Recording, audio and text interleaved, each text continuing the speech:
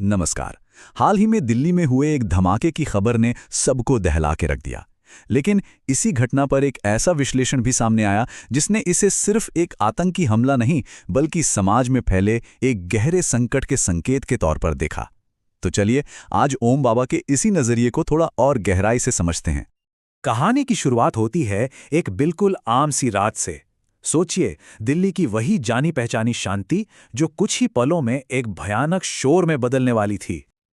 और फिर अचानक एक जोरदार धमाके ने उस खामोशी को चीर दिया। एक ऐसा धमाका जिसकी गूंज शायद पूरे देश ने महसूस की। धमाके के ठीक बाद का जो मंजर था वो दिल दहला देने वाला था।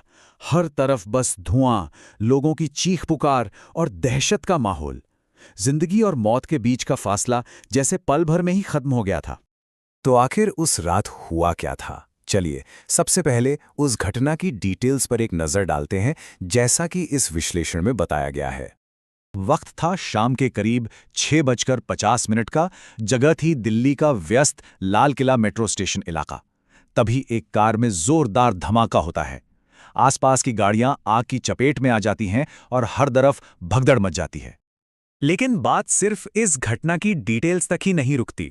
असल में यहीं से ये विश्लेषण एक बहुत गहरा मोड़ लेता है और हम सबके सामने एक बुनियादी सवाल खड़ा करता है।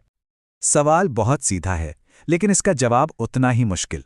क्या हम वाकई सुरक्षित हैं? और जैसे ही ये सवाल सामने आता है, ये घटना सिर्फ एक खबर नहीं रह जाती, बल्कि हमारे समाज के लिए एक आईना बन जाती है।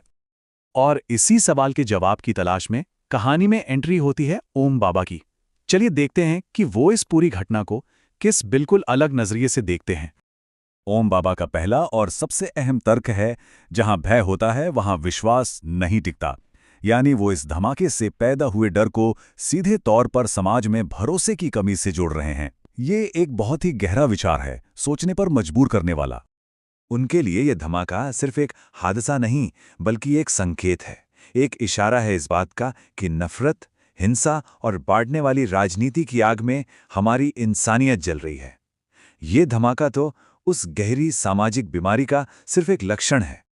तो सवाल उठता है कि भाई इसका हल क्या है? यहाँ पर यह विश्लेषण दो बिल्कुल अलग रास्तों को आमने सामने रखता है। एक है सरकारी कार्रवाई का रास्ता और दूसरा है हमारी सोच में बदलाव का रास्ता। देखिए, एक तरफ है सरकारी कार्यवाही, पुलिस ने केस दर्ज किया है, एनआईए और एनएसजी अपनी जांच कर रही हैं और ये जरूरी भी है। लेकिन दूसरी तरफ है ओम बाबा का संदेश कि आतंक और डर तब तक खत्म नहीं होंगे जब तक हम अपनी सोच को जड़ से नहीं बदलेंगे। तो ये सोच बदलेगी कैसे? इसके लिए ओम बाबा एक रास्ता सुझाते हैं, एक ऐसा रास्ता जो हमें धर्म, जाति और राजनीति की दीवारों से ऊपर उठकर हमारी सबसे पहली और सबसे जरूरी पहचान याद दिलाता है कि हम सब पहले इंसान हैं। इतनी सब बातों के बाद क्या कोई उम्मीद की किरण बाकी है? बिल्कुल है। इस विश्लेषण का जो आखिरी हिस्सा है वो हमें अंधेरे से निकालकर रोशनी की ओर ले जाता है और एक उम्मीद का पैगाम देता है। किसी की मौत खबर नहीं होती, सबक होती है। कितनी शक्तिशाली बात है ये।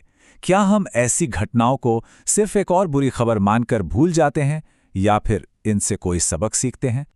और आखिर में उम्मीद का ये रास्ता 3 कदमों में समझाया गया है। पहला कदम ये मानना कि समाज में अंधेरा है।